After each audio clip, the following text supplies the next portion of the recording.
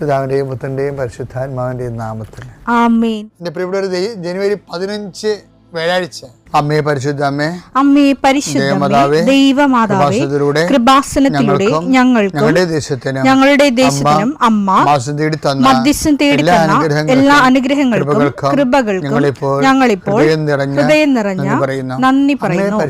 അമ്മേ പരിശുദ്ധമേ, ദൈവമാതാവേ, 2004 ഡിസംബർ 7 ഉച്ചകഴിഞ്ഞ് 2:30 കൃപാസനത്തിൽ സംഭവിച്ച അമ്മയുടെ പ്രത്യക്ഷപ്പെടലിനെ കുറിച്ച് തിരുസഭയ്ക്ക് സമർപ്പിച്ചിരിക്കുന്ന പഠനരേഖകളുടെ മേൽ സഭാത്മകമായ പഠനം ആരംഭിക്കുവാൻ ഞങ്ങൾ പ്രാർത്ഥിക്കുന്നു.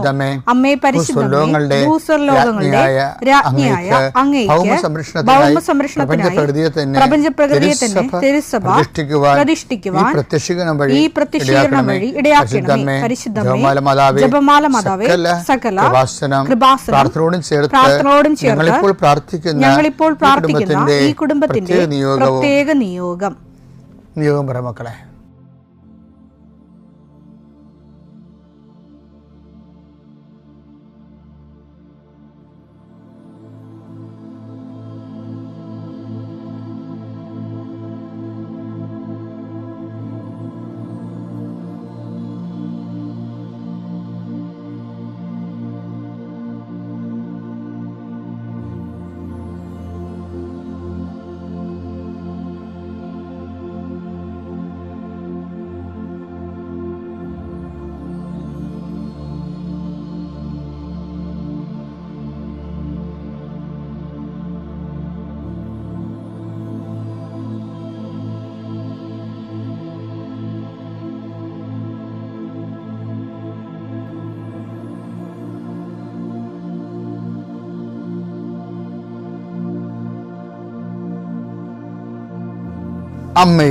അമ്മയുടെ പ്രത്യക്ഷീകരണത്തിന്റെ ഈ അനുഗ്രഹവേളയിൽ ഞങ്ങൾക്ക് സാധിച്ചു തരുവാൻ കനിയണമേ.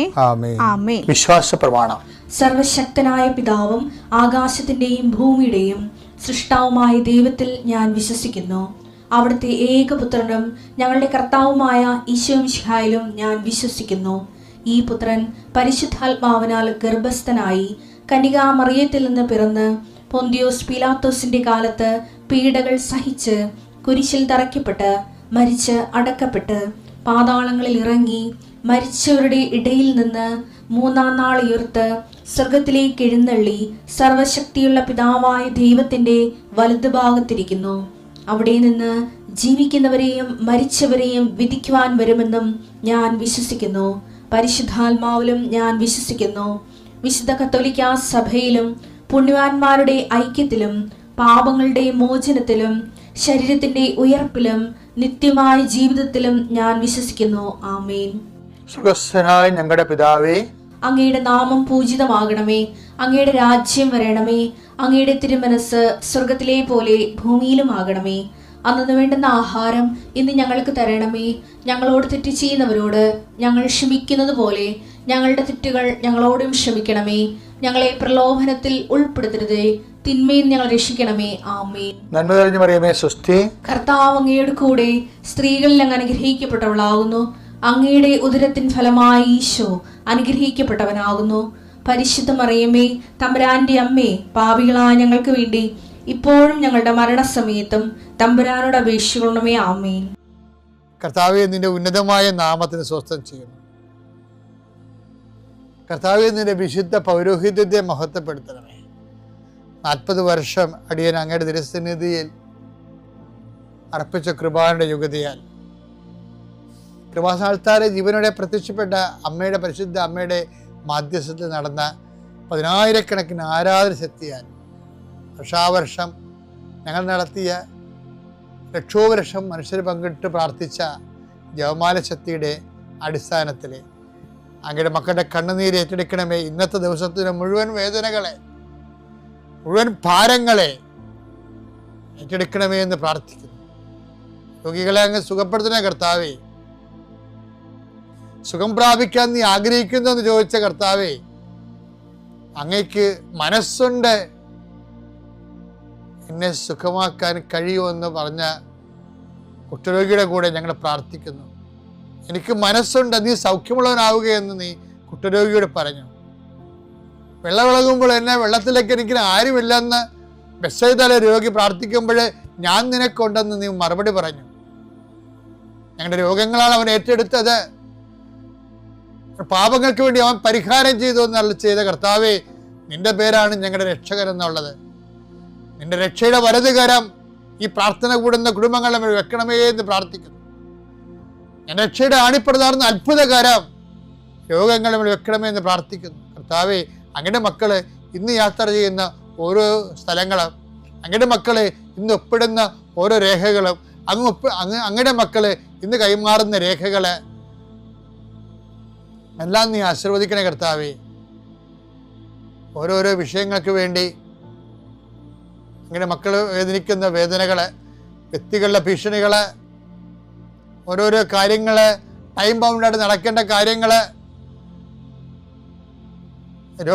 രോഗബാധിതരെ, ടെസ്റ്റിന് ഓരോ കാര്യങ്ങൾ കൊടുത്തിരിക്കുന്നവരെ, ബയോപ്സി കൊടുത്തിരിക്കുന്നവരെ, പ്രഗ്നൻ്റ് ആയിട്ടുള്ള ചേച്ചിമാരെ, ആശുപത്രിയിൽ പോകുന്നവരെ, മക്കൾ ആശുപത്രിയിൽ പോകുന്നവരെ, അവർക്കെല്ലാം ശുഭോദർക്കമായ മറുപടികളും റിസൾട്ടും കിട്ടാൻ, രോഗങ്ങളൊന്നുമില്ല, കുഞ്ഞും അമ്മയും സുഖമാണെന്ന് കേൾക്കാൻ കർത്താവേ, ഞങ്ങൾ അങ്ങയുടെ ദിവസം അങ്ങയുടെ നാമത്തിൽ കൊതിച്ച് പ്രാർത്ഥിക്കുന്നു. ദൈവത്തിൻ്റെ കരുണ പ്രസാദിക്കട്ടെ, ദൈവത്തിൻ്റെ കരുണ പ്രസരിക്കട്ടെ. ഉച്ചമുതൽ ഉള്ളംകാലം വരെ കർത്താവിൻ്റെ രക്തം പടരട്ടെ. എല്ലാ കോശങ്ങളിലും പേശികളിലും കർത്താവിൻ്റെ രക്തം പടരട്ടെ. ഇന്ന് കയറുന്ന ഓഫീസുകൾ, ഇന്ന് കയറുന്ന എഴുതുന്ന പരീക്ഷകൾ, ഇന്ന് വരുന്ന റിസൾട്ടുകൾ, ഇന്ന് വരുന്ന ഇമെയിലുകൾ, ഇന്ന് വരുന്ന മറുപടികളെല്ലാം കർത്താവ് നിനക്ക് തരുന്ന അനുഗ്രഹമായി മാറട്ടെ പ്രാർത്ഥിക്കുന്നു. ദൈവത്തിലെ നീ സഞ്ചരിക്കുന്ന വഴികൾ, നീ സഞ്ചരിക്കുന്ന വാഹനങ്ങൾ, നീ സംസാരിക്കുന്ന വ്യക്തികൾ, നിനക്ക് കിട്ടുന്ന ഉത്തരങ്ങൾ, നീ പ്രതീക്ഷിക്കുന്ന എല്ലാ നന്മകളും നിന്റെ ദൈവം നിനക്ക് പ്രദാനം ചെയ്യട്ടെ. നിത്യപിതാവും പുത്രനും പരിശുദ്ധാത്മാവും സർവ്വസ്വരും നീക്കുവാമേൻ. എൻ്റെ മക്കളെ, കർത്താവുമായിട്ട് നമുക്ക് ഒരു താൽക്കാലിക ബന്ധം അല്ലെങ്കിൽ ടെമ്പററി റിലേഷൻസ് സാധ്യമല്ല. അതെപ്പോഴും ഓർത്തേക്കണം. എന്താ കാര്യം? ടെമ്പററി റിലേഷൻ എന്ന് പറയുമ്പോൾ ഈ താൽക്കാലികമായിട്ട് കർത്താവുമായിട്ട് ഇടപെടാൻ ഉദ്ദേശിക്കുന്നവർ എന്തായിരിക്കും ഉദ്ദേശിക്കുന്നത്? അവിടെ എന്തെങ്കിലും വിഷയമായിരിക്കല്ലേ ഉദ്ദേശിക്കണേ? താൽക്കാലികമായി ഈശോനെ ഇടപെടുത്താൻ ഉദ്ദേശിക്കുന്ന റഷിങ് ഇവിടെ അവർ ഉദ്ദേശിക്കുന്നത് എന്താണ്? എന്തെങ്കിലും വിഷയമായിരിക്കല്ലേ ഉദ്ദേശിക്കണേ? അങ്ങനെ വിഷയാധിഷ്ഠിതമായ ഒരു ബന്ധം ദൈവമായിട്ട് സാധ്യമല്ല. ദൈവമായിട്ടുള്ള ബന്ധം വ്യക്തിയധിഷ്ഠിതമായിരിക്കണം. ഇത് നമ്മോട് പറഞ്ഞു തരണത് മർക്കോസ് 1:34 തൊട്ട് 38 വചനങ്ങളാണ്. മർക്കോസ് 1:34. വിവിധ രോഗങ്ങൾ ബാധിച്ചിരുന്ന വളരെ പേരെ അവൻ സുഖപ്പെടുത്തി. അനേകം പിശാചുക്കളെ പുറത്താക്കി. പിശാചുക്കൾ തന്നെ അറിഞ്ഞിരുന്നത് കൊണ്ട് സംസാരിക്കാൻ അവരെ അവൻ അനുവദിച്ചില്ല. അതിരാവിലെ അവൻ ഉണർന്ന് ഒരു വിജന സ്ഥലത്തേക്ക് പോയി. അവിടെ അവൻ പ്രാർത്ഥിച്ചുകൊണ്ടിരുന്നു. ശിമയോനും കൂടെ ഉണ്ടായിരുന്നവരും അവനെ തേടി പുറപ്പെട്ടു. കണ്ടെത്തിയപ്പോൾ അവർ പറഞ്ഞു, എല്ലാവരും നിന്നെ അന്വേഷിക്കുന്നു.